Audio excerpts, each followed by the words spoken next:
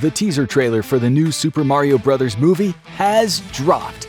Do you have more questions than answers? Well, here's our breakdown to help you uncover some details you might have missed. We start off with a faraway view of a cool-looking castle. Not just cool awesome, but cool because it's made of ice. It's got some northern lights going on around it too. Very different from the lights plopping down in the foreground. Hello, lava balls. I haven't seen a foreboding ship entrance like this since Star Wars Episode 4.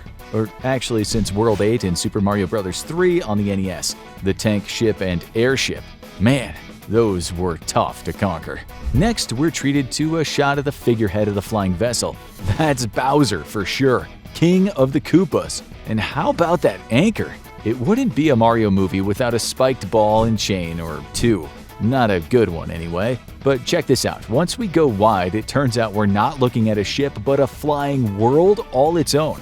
Finally, we're introduced to our first character, and that is Kamek? Interesting choice. For the uninitiated, Kamek is a magician Koopa, sometimes even referred to by name as Magic Koopa, who first made an appearance in the Super Nintendo game Yoshi's Island, a prequel to Super Mario World. Kamek is one of Bowser's high-ranking members of the Koopa Troopas. Did you know that his name is derived from the Japanese kame, which means turtle? That tracks. Of course, we see Kamek flanked by a horde of Koopa Troopas, the OG henchmen of the universe who appeared even before the Mario Brothers became Super. Remember those days? No? Man, I'm old. Anyway, the Troopas take on a few different forms in the Mario Bros. Games, and it looks like they'll be no different in the movie. Look in the foreground, and you'll see that there are winged Koopa Troopas, as opposed to the ground troop, us, with helmets that we see behind Kamek. Kamek is voiced by actor Kevin Michael Richardson. KMR has been in the voiceover and acting game for over 30 years. Believe it or not, this is not his first rodeo where screen adaptations of hit video games are concerned. He voiced the fierce four-armed Shokan, Goro, in the 1995 PG-13 movie port of the ultra-violent arcade fighter Mortal Kombat. Was a Shokan, you ask? Half man, half dragon. Anyway, Richardson's voice is quite the departure here as Kamek. Listen to him as Goro, and then listen to him here introducing his boss, the King of the Koopas. Dude's got range. Aw dang, here comes the big bad himself, the spiky-shelled Bowser. What an entrance! Oh, take a look at the overhead shot. It looks like Bowser's crew is packing some heat in the form of the ever-so-popular cannons of the series. I just have one question. Do you think they shoot cannonballs or bullet bills? Either way, these guys mean business. I feel like that quivering Troopa myself. By the way, take a look at the Troopa next to him with the eye patch. This little Easter egg is for the truly devoted fans. But did you know that there is a wiki page called Fantendo where the community posts fan fiction, lore, and fake video games? On these boards is where Joe Koopa, an eye patch-wearing Koopa Troopa, was born. Granted, Joe has a green shell and this dude in the trailer has a red one, but still, maybe Nintendo and Illumination are giving a sly little nod for the die-hard devotees out there. Back to Bowser. We get to hear his voice. He bellows, "Open the gates!" with, shall we say, tenacious ferocity.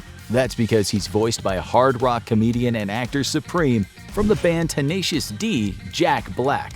Animation fans know him also as the voice of Po in the Kung Fu Panda series. But judging by the opening moments of this trailer, the role of Bowser fits Jack like a glove. The gates open and we're met with an army of cute little penguins. Haha, yes, snow kingdoms and penguins abound ever since their first appearance in the fourth course of the Super Mario 64 game on the Nintendo 64. The flightless birds give it all they've got, attacking Bowser and his army in what turns out to be a humorously fruitless venture. Honestly, what did they think snowballs were gonna do?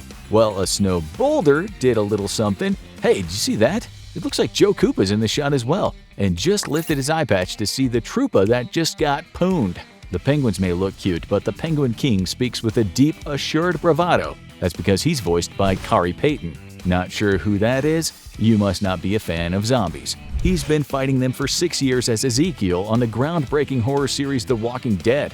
DC cartoon fans might find his voice more recognizable as a bunch of different characters on the show Teen Titans Go, but most especially as the voice of Cyborg. Sadly, as the Penguin King, it seems all his bluster is for naught. Kamek casts a quick spell, rendering the little battalion defenseless, and Bowser lays complete waste to their home. This is intense. When the smoke clears, Bowser finds himself before an unmistakable gold star from the Mario series. You might know it as a superstar, Starman, Rainbow Star, Invincibility Star, or whatever you want to call it. You know that it is a very powerful asset in the games and appears to be even more so in the movie. I mean, it makes all the sense in the world, right? In its most popular incarnation, the star grants invincibility. What more do you need? Well, I think it's obvious that we need a hero. Cue the music! Da-da-da-da-da-da. Forth from the pipes of probably New York City? Oh, or maybe even New Donk City. Not familiar? It's a world designed in the Nintendo Switch game Super Mario Odyssey, and of course, it's Donkey Kong themed, but modeled after New York City. Anyway, out of a familiar green pipe shoots an iconic mustachioed plumber in overalls. No points for the landing, but did you see that yellow butterfly?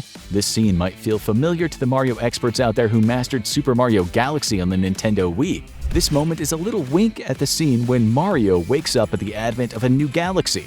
Of course, anytime Mario is idle, butterflies are bound to show up, and you see more of them about when Mario's getting his bearings, just as you would in Super Mario 64.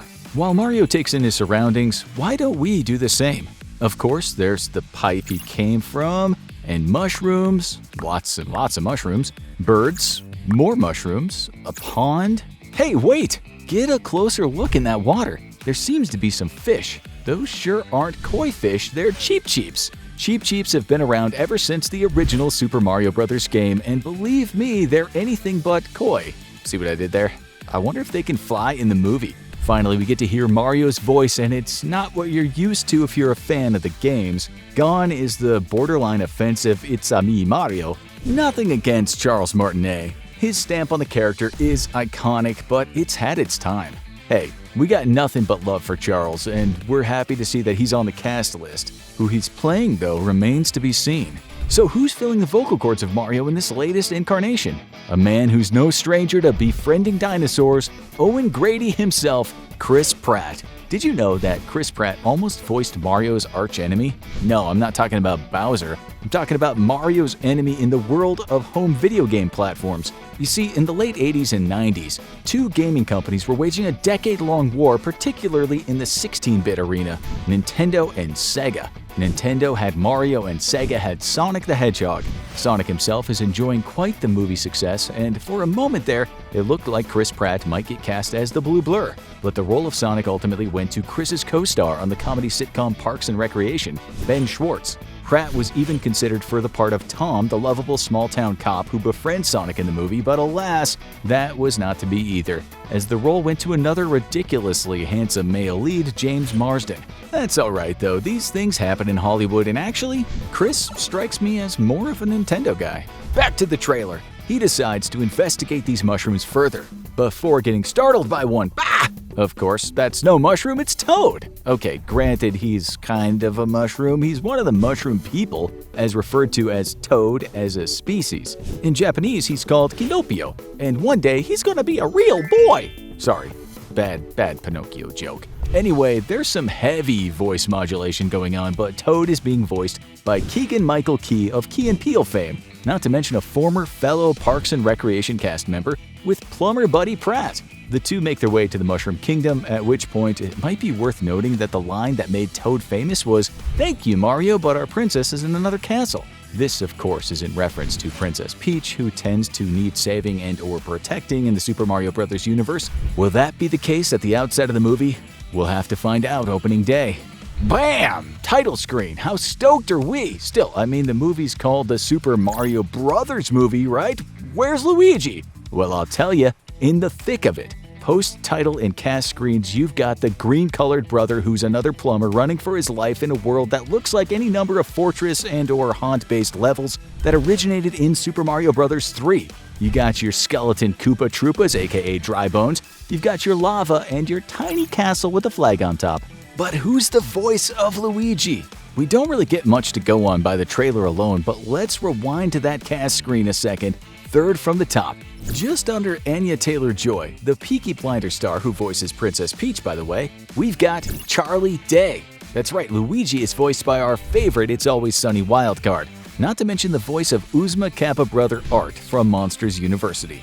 But check it out, there are 3 other names on this list that we haven't mentioned yet. Smack dab in the middle, Seth Rogen. Fred Armisen? Sebastian Maniscalco? Guys, this adventure isn't just going to be action-packed. With a cast like this, it's going to be Rafflemal hilarious. I can't wait until April 7th. All in all, it looks like the Super Mario Bros. Movie is going to transport us into a beautifully updated version of the gaming universe and will entertain gamers old and new alike. Still, many questions remain. Will coins also play a part in the movie? How about items like the Fire Flower, Frog Suit, or Cape Feather? Will John Leguizamo make a cameo? For those who don't know, this is Mario's second venture into the feature film arena. The first time was back in 1993's Super Mario Bros. The Movie. That movie was a live-action effort starring Bob Hoskins as Mario, Rest in Peace King, and John Leguizamo as Luigi. The film was a bomb upon its release, but its infamous production story and ambitious scope have made it a so-bad-it's-good cult classic for die-hard fans. It would be amazing if Leguizamo popped up in the new movie, even if just for a warp second. I hope you enjoyed this video and found some cool new details you might have missed from the Super Mario Bros. Movie teaser. Did you notice anything we missed? Let us know in the comments, and of course, don't forget to like this video and subscribe to Movie Logic for more daily movie trivia, secrets, and Easter eggs.